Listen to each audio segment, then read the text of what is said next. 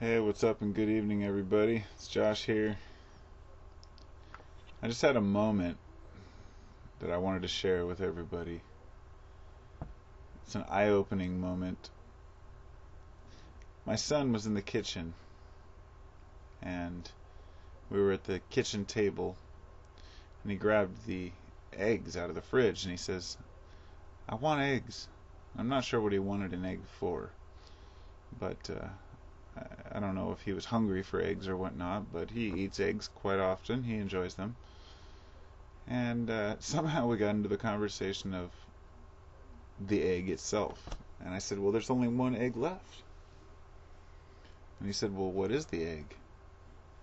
And I said, well, it's a chicken egg. It's an unborn chicken. And the look on his face was priceless. I mean, he was well aware of this, but I don't think he had quite processed it yet. And he takes the egg and he says, I want to warm it up. And because he said, when does the baby, or how does the baby chicken hatch? And I said, well, he won't hatch anymore because the egg's gotten cold, and now the baby chicken won't hatch anymore. And he started crying, and he said he wanted the baby chicken to hatch, and I had to explain to him that it wouldn't anymore. It started out with explaining what the yolk was. He wanted to know what the difference was. Why are there two different colors? And these are the subjects that parents have to deal with their kids, but it brings up some other important points about vegetarianism and eating animals and animal products versus plants. And I've been down this road many times. I've had my ups and downs. One week I'm going to eat nothing but kale and spinach and carrots, and the next week I get a steak on my plate. And I think most people who have been raised as omnivores and who have tried vegetarian diets have probably had similar results. We have best intentions. We respect animals. We respect nature. We respect the order of life.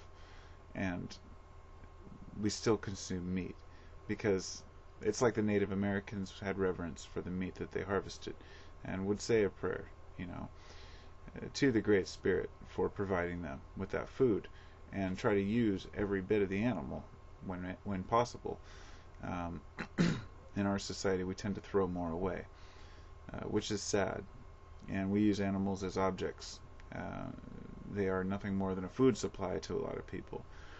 Now, when I buy eggs, I always buy free-range organic eggs for what it's worth, and I make my best attempt to shop and buy from local companies, and know that the animals that I do consume, if I do eat meat, are free range or at least well taken care of.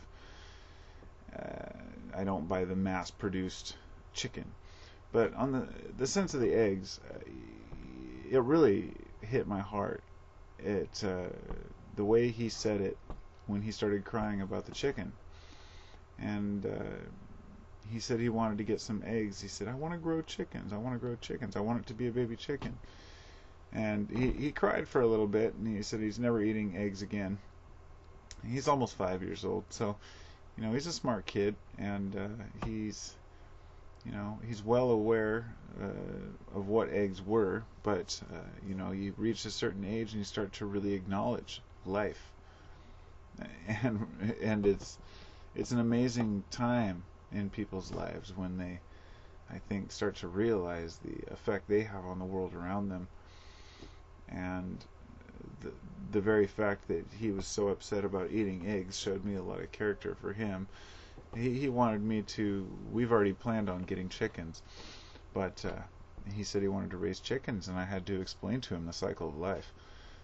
To say not, I mean, I didn't give him the full spiel, of course, but I said, if we get baby chickens, if we get eggs, then we'll have baby chickens. Then what do we do? And he says, well, we feed them. And I said, then what happens when they grow up and they have more eggs?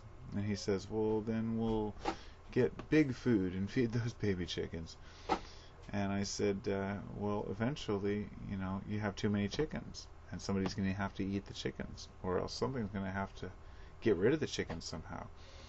And explaining these things to kids is difficult, and I kind of let him do the thinking for himself. I just provide him with the answers to the questions he asks the best I can.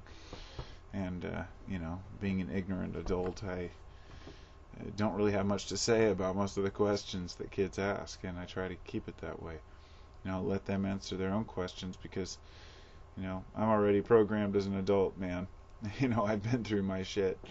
I've had my day, and, I'm aware of my follies, but it's easy to just snap back with a quick answer to a kid when they ask something, but something as simple as eggs.